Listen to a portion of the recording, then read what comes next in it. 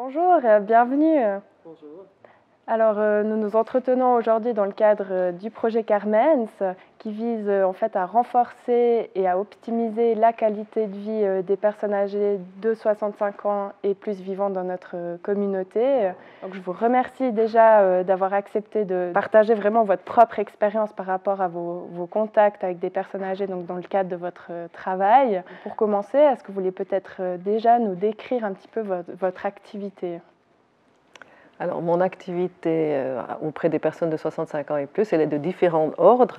Il y a un aspect qui est plus de l'animation, l'encadrement d'un groupe de retraités, d'une quinzaine de retraités de mon quartier, une fois par semaine. Ça, c'est un aspect de mon intervention. Et puis sinon, je suis monitrice de gymnastique pour les seniors.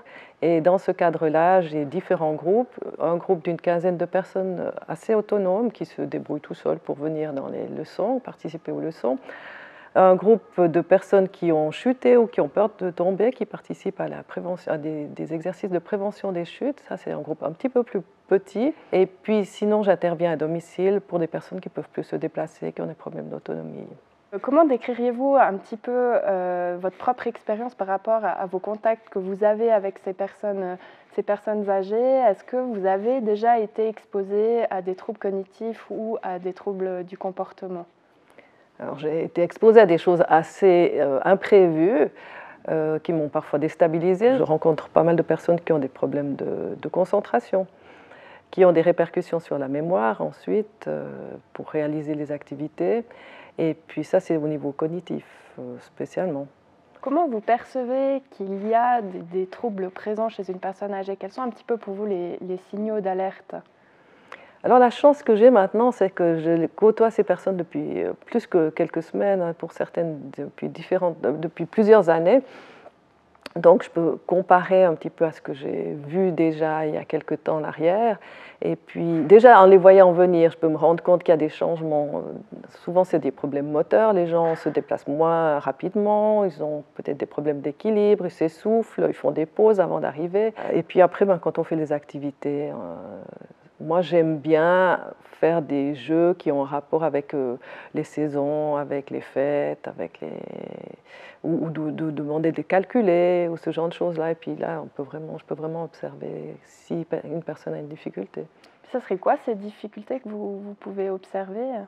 En général, les personnes essayent de camoufler le plus possible. Celles qui viennent déjà ont déjà pas mal de capacités, mais elles essayent de camoufler. Mais ce serait vraiment ces problèmes de concentration dans un premier temps, de mémoire, de mémorisation, répéter les règles, faire correctement, intervenir au bon moment, calculer pour certaines, écrire pour d'autres. Au niveau cognitif, c'est à peu près ça que je peux observer.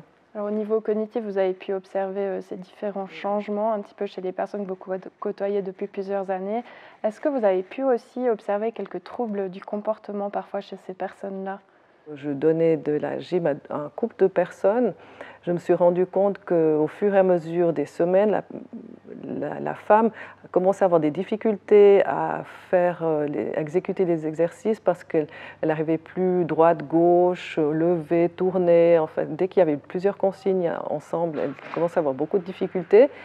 Et puis ça s'est manifesté avec le temps par un souhait de ne plus faire de la gymnastique et une agressivité qu'elle manifestait d'abord auprès de son conjoint en disant écoute, pourquoi on doit faire, j'ai pas envie, je veux pas.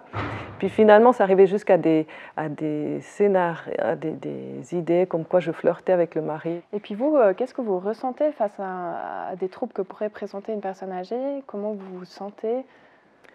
Alors, les personnes qui présentent des troubles cognitifs, je me sens encore relativement à l'aise. Mais au niveau comportement, j'ai plus de difficultés parce que même si je ne veux pas me sentir concernée en premier chef, j'ai quand même l'impression que c'est contre moi qu'il y a quelque chose. Et pour vous, est-ce que c'est plutôt des troubles qui sont assez légers, peut-être parfois un petit peu difficilement perceptibles, ou est-ce que c'est des troubles qui se manifestent un peu plus? Avec la population à laquelle je m'adresse, ce sont des personnes encore très autonomes.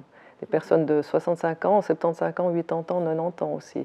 Mais des personnes autonomes pour qu'elles puissent se rendre sur place à l'activité. C'est des personnes qui sont déjà bien orientées dans le temps, dans l'espace. Donc les troubles ne sont pas si visibles que ça. Et ma difficulté parfois, c'est de me dire, mais qu'est-ce qui est relatif à l'âge, au vieillissement, puis qu'est-ce qui est peut-être un peu plus pathologique et puis qui nécessiterait une intervention peut-être extérieure. Oui, effectivement. Et puis, est-ce que vous signalez les troubles que vous observez à quelqu'un en particulier, à une instance, à une association, à quelqu'un d'autre? Je signale, quand ça commence à devenir problématique, j'essaie d'en parler déjà avec la personne. Si elle se rend compte que, tiens, elle est moins ponctuelle, elle a oublié les rendez-vous, elle a oublié les rencontres, etc. Est-ce que c'est parce qu'il y avait un imprévu ou bien est-ce que tout à coup, elle ne se rappelle plus que tous les mercredis, elle doit se rendre à l'activité? Donc j'essaie d'abord d'en discuter avec elle. Si je connais la famille, si j'ai un contact un petit peu privilégié, si les gens viennent vers moi aussi, je pourrais intervenir, mais c'est assez rare. Et puis sinon, soit dans l'animation, soit au niveau de la gymnastique, j'ai des personnes de référence et des responsables, et puis c'est vers elles que je vais. D'accord. Est-ce que vous voyez quelque chose qui pourrait vous aider à appréhender un peu plus sereinement ce type de situation où la personne âgée présente certains troubles? Je pense déjà de connaître, de savoir comment la personne vieillit de manière normale, et puis ensuite peut-être d'avoir quelques informations sur différents problèmes qui sont relatifs à la vieillesse, par exemple certains types de démence, et savoir aussi, pas seulement savoir ce que c'est, mais savoir aussi quelle attitude on peut avoir pour accompagner, pour que ça se passe bien, et puis éventuellement à quel moment il faut appeler une aide extérieure pour pouvoir accompagner cette personne au mieux. Si vous pourriez bénéficier de formations sur ces troubles pouvant être rencontrés chez une personne âgée, quels seraient pour vous les contenus à aborder, les contenus les plus importants à aborder? Les contenus, la personne âgée, ouais, comme je vous ai dit tout à l'heure, les différentes pathologies, comment on s'adresse, quelle attitude aussi au niveau gestuel ou physique, s'il y a des choses à faire, des choses à éviter aussi. Est-ce que vous voulez rajouter quelque chose, un commentaire, une réflexion?